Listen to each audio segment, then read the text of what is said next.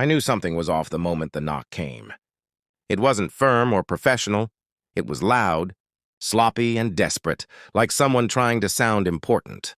Through the window, I saw two men in mismatched uniforms, standing beside an SUV with magnetic HOA security, decals peeling at the corners.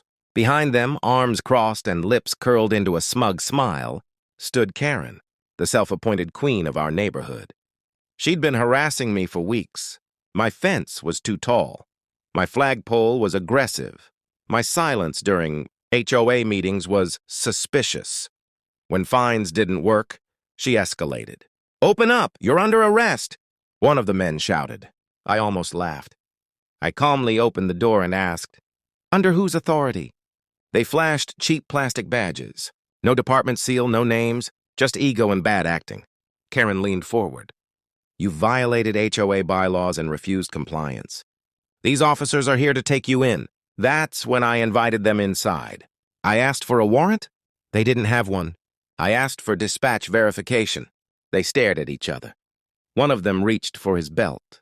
Empty, except for a knockoff radio that wasn't even on. I sighed, reached into my pocket, and placed my credentials on the table. The room went silent. The words United States Marshal Service tend to do that. Color drained from their faces. Karen's smile collapsed like a bad facelift. One of the fake officers started. Stammering about a misunderstanding, I informed them politely that impersonating law enforcement is a federal felony. Then I called it in. Real deputies arrived in under 8 minutes. The fake cops were cuffed on my porch. Karen tried to argue, claiming she was just enforcing community standards. The deputies weren't amused. They informed her that organizing a fake arrest could land her in very real legal trouble. As they loaded the man into the cruiser, Karen finally looked at me, not angry, not smug, but terrified. The HOA dissolved 3 months later.